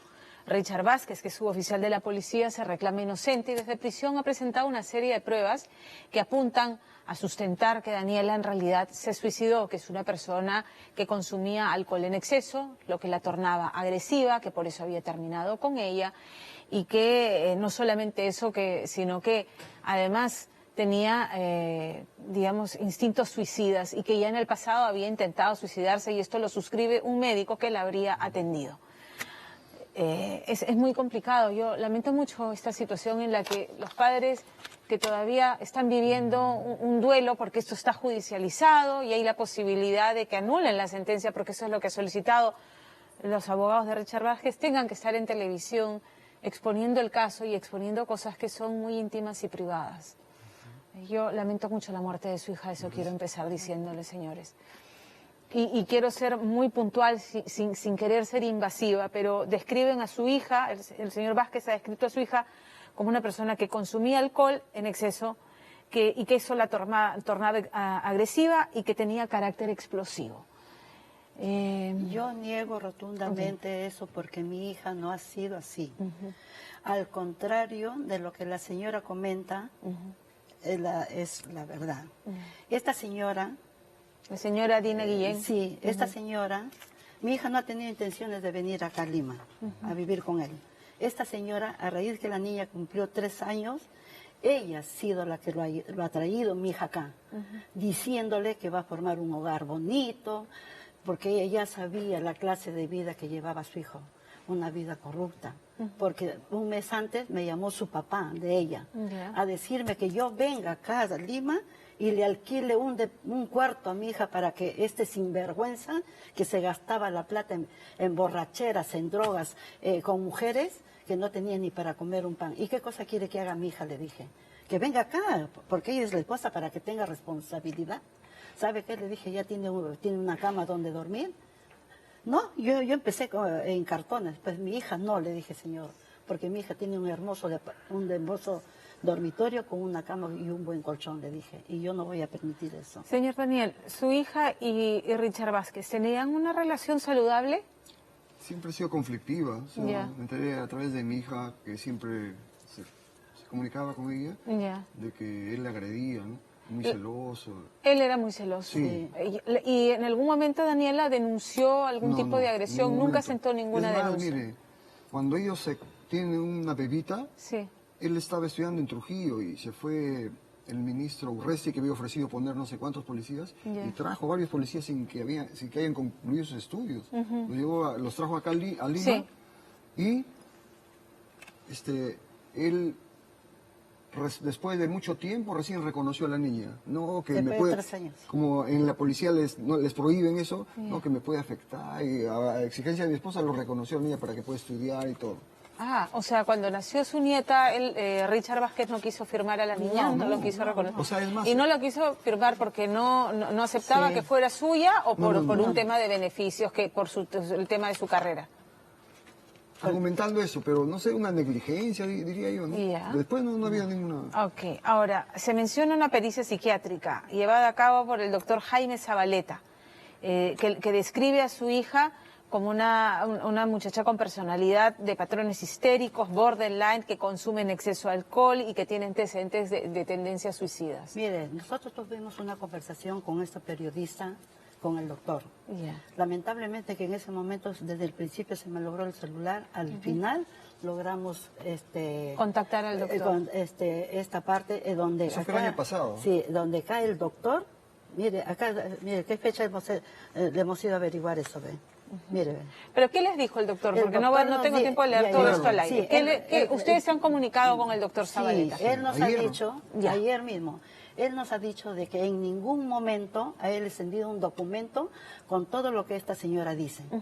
Él dice de que si hay algún documento que él puede haber extendido, es falso. ¿Por qué? Porque él en ningún momento ha ido una señora diciendo que es fiscal de acá de Lima. Daniela nunca fue a atenderse con el doctor Zabaleta, nunca fue a conversar con él, ¿o sí fue? No, yo le cuento esto. Cuando mi hija tuvo 16 años, ya tenía amores con este chico. Y un día como yo he trabajado, yo vengo de mi trabajo, mamita, llévanos a comer pollo, no seas malita, bueno, ya, lístese, vamos. Nos hemos ido al centro de Trujillo a comer, ¿no? Cuando mi hija, papá, lo siento, porque yo me iba con mi nieta y ella me llevaba en el brazo, yo lo siento que mi hija se para en seco, ¿no? Y yo le digo, ¿qué tienes? ¿Qué pasa? Se quedó mirando así y después mi hija se le venían las lágrimas. ¿Qué pasó? Pasó de que él le había dicho que se venía a Lima con su mamá, porque la mamá siempre ha estado en medio, que se venía con la mamá. Entonces la vio que pasaba con una chica, bien abrazados, besándose. Y mi hija en esos momentos empezó a llorar, le afectó bastante eso. Entonces, y mi hija lloraba y lloraba todo. Pero eso es cuando tenía 16 años. 16 años. Mire, tiene que ver con el psicólogo. Entonces, ¿sabe qué? Ya mi hija lloraba, yo le digo, hijita, pero mamá, me dice, tengo algo acá que no se me sale, me dice. ¿Sabes qué? Me dice la Dina, porque él hablaba así. La Dina me ha dicho que hay una clínica, la mamá de él, hay una clínica acá para que me lleves. Entonces le dije, vamos. Hablé con el doctor me dijo, no señora, me dijo, no se preocupe, ahorita va a salir bien su hija. ¿Cómo qué? Ha conversado con ella, mi hijita me contó que le había puesto en una camilla vibradora esto. Y cuando ha salido, me dice, vamos mamá, me dijo, yo no tengo por estar quemándome el alma acá. Pero solamente la vio una vez a los 16 años. Esa ha sido la única vez. Esa ha sido la única vez que la vi. Sí. Una vez a los 16 años. 16 años. ¿Y sabe qué? Y nunca le indicó ningún fármaco, ninguna medicina. Tenía carácter fuerte, Daniela, porque la describen no solamente Richard, sino también ex enamoradas de Richard Vázquez como una mujer agresiva. Ese es otro problema también por culpa de él. Esta chica ha sido enamorada de él. Entonces la hermana se va y me pide permiso para que vayan a comer y que vayan la hermana del Richard para que vayan a comer y que vayan a una discoteca. Mami, no seas mala, porque yo he sido bien así con mi hija. Yo he sido así. Pero tenía carácter explosivo, Daniela, porque es lo que reclaman no solamente Richard Vázquez, sino, como le digo, ex enamoradas de él. Es una persona agresiva, era una persona explosiva. Esta chica, cuando ellos se han ido a la discoteca, han estado subiendo la escalera, como mi hija tenía su cabello largo, la ha jalado, dice que del cabello, de la escalera, y entonces para librarse ella ha hecho esto. Pero como ella ha tenido piercing en la nariz, al hacer esto, le ha sangrado. Eso ha sido suficiente. Eso ha sido suficiente como para que a mi hija... Señor Daniela sabía manipular armas, había aprendido a manejar, a disparar, nada. No sabía. Por eso es que los peritos, cuando hubo la ratificación, dijeron de que mi hija no podía verse suicidado. ¿Por qué? Porque ella ha sido diestra. Ya. Y el disparo ha sido de izquierda a derecha, como si hubiera sido zurda. Lo otro es el informe contundente de la absorción atómica. Dice que los dos tienen, pero que más concentrado tiene él. Ya. Y todo, las contradicciones, la necropsia, todo eso ha conllevado que lo condenen ya a 18 años. Su hija no se ha suicidado. No, mi hija no se ha suicidado. Sí. Mire, mi hija... Me ha enseñado las fotos. Mañana la sala va a ver este caso. Ya, mire, no sabíamos. No sabíamos. Eso es lo que nosotros no sabíamos. Como le digo, ese caso anteriormente lo tenía el juez Inostroza, ¿no? Ya. Y debido a que ya está preso, le han asignado a otro juez. Por eso es que le han postergado posiblemente la visa de causa, ¿no? Muy bien. Pero todo es unas mentiras que dice la señora y está subiendo la justicia. Esta señora siempre ha estado metida dentro de ese hogar. Su relación. Todos los días 20, mi hija, en los 4 meses que ella ha venido a vivir acá, me decía, mami, me llamaba por teléfono, soy Daniela, conéctate, invítame. Yo me he quedado solita en mi casa y todos los días la veía a mi hija por internet, lavando, cocinando, limpiando su casa, llevando a su hija al jardín.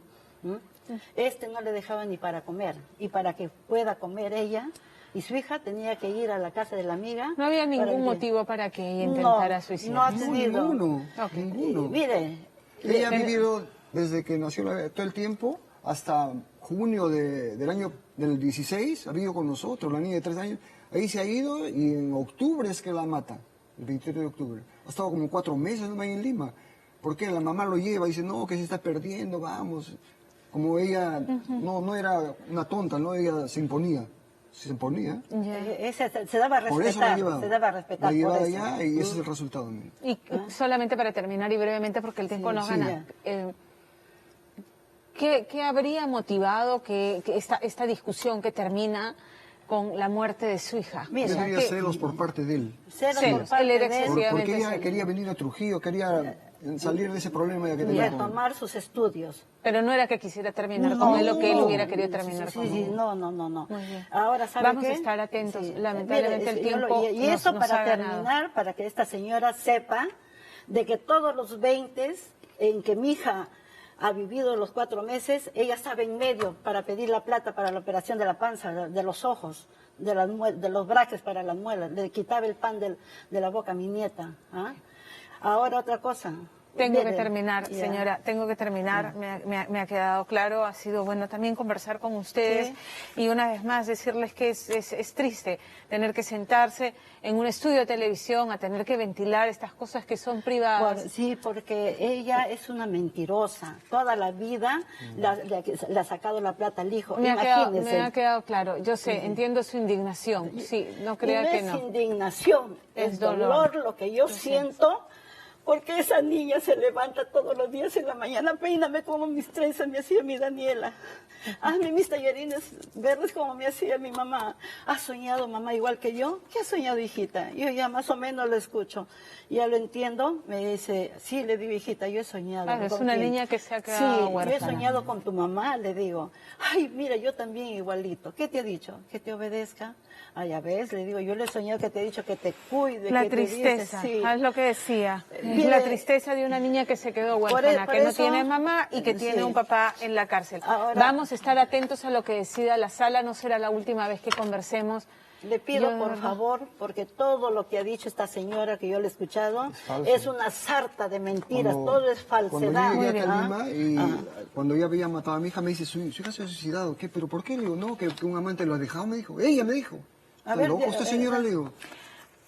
Fueron Daniel y Gladys Fernández, padres de Daniela. El caso se está ventilando, se verá la nulidad solicitada por la defensa de Richard Vázquez, que está purgando 18 años de prisión, que esa es la condena que ha recibido, y nosotros vamos a estar atentos, no vamos a abandonar el caso. Les agradezco Ayúdeme, mucho. por favor. ¿Sabe qué? Hemos terminado, luego seguimos conversando, tenemos que ir a la pausa. Vamos a ir a la pausa. A ustedes por estar con nosotros esta noche. Qué duro. Nos tenemos que ir a la pausa y vamos a regresar con los resultados del el referéndum, aunque hay quienes gritan fraude, fraude, fraude, ha sido un rotundo no a este Congreso, Vamos a hablar de eso al regresar aquí en Día D.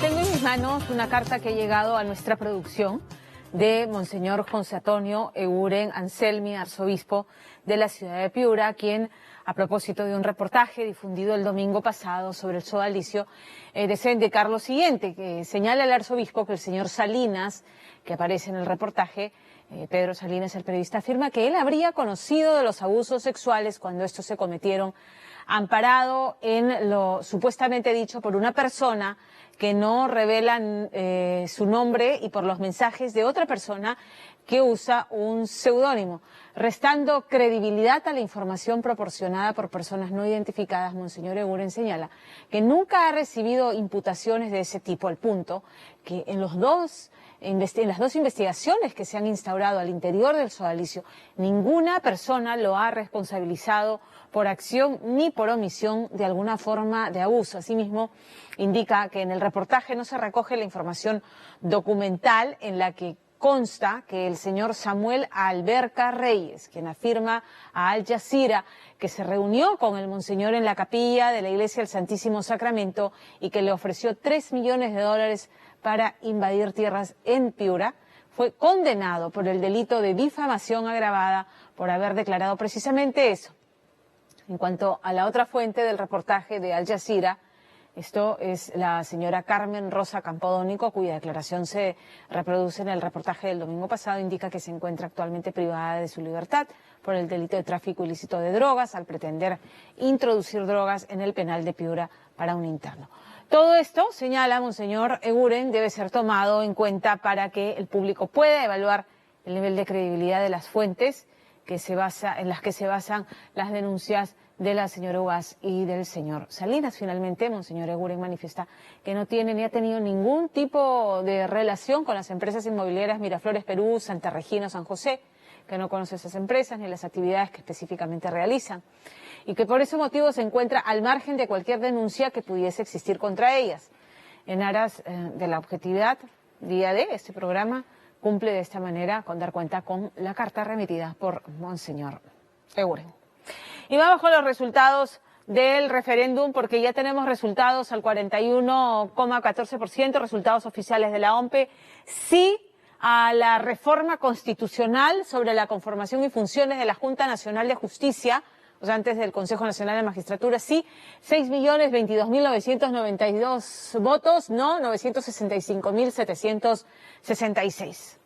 La segunda pregunta, al 41,14, aprueba la reforma constitucional que regula el financiamiento de las organizaciones políticas. Sí, 5.979.670, no 1.033.431. La tercera pregunta es sobre la reelección de congresistas, ¿no es cierto? Aprueba la reforma constitucional que prohíbe la reelección inmediata de parlamentarios, sí, 5.946.716, no, 1.041.080 votos por el no. Y finalmente, la última, aprueba la reforma constitucional que establece la bicameralidad en el Congreso de la República, sí, 609.600, no, 6.228.009 votos. Nada, lo que estos resultados dan, muchos dicen que este es un triunfo de Vizcarra. Yo creo que es el triunfo de la palabra del peruano de a pie, que le ha dicho no a este Congreso de la República, a este Congreso, y es una tristeza que hayan congresistas valiosos que no vayan a poder repetir el plato. Lo digo, esto es una opinión personal, me da pena que algunos congresistas que merecieran hacer carrera política y seguir representándonos no vayan a estar ahí, ¿no es cierto? Se le ha dicho no a este Congreso que ya no tiene capacidad de representar a quienes los eligieron, que están desencantados con el trabajo que han hecho. A este Congreso que metió de contrabando en la última pregunta el tema de poder reelegirse pese a la pregunta que planteaba si se les reelegía o no, y el tema de la cuestión de confianza. Entonces, infelizmente no va la bicameralidad tampoco, y no va la bicameralidad que era tan necesaria por este Congreso que metió esta trampa de contrabando. Entonces, tenemos un Congreso sumamente deslegitimado, que no tiene capacidad de representación, que la gente no los quiere ver ahí y han votado contundentemente. Quien hable de fraude con un porcentaje de 85% a 15%, la verdad no sé qué cifras se está mirando, porque aquí no hay polarización, aquí hay un pronunciamiento claro y contundente en contra de un Congreso que no ha tenido capacidad de representar a quienes los eligieron para eso. La tristeza. Ahora lo que viene es echarse a la espalda los resultados y empezar a poner agenda país. En CADE el presidente anunció una serie de obras que están marchando, la lucha contra la anemia, obras de infraestructura. Bueno, el presidente va a tener que empezar a cumplir su palabra y ponerse a trabajar. Con esto nos vamos a la última pausa y regresamos.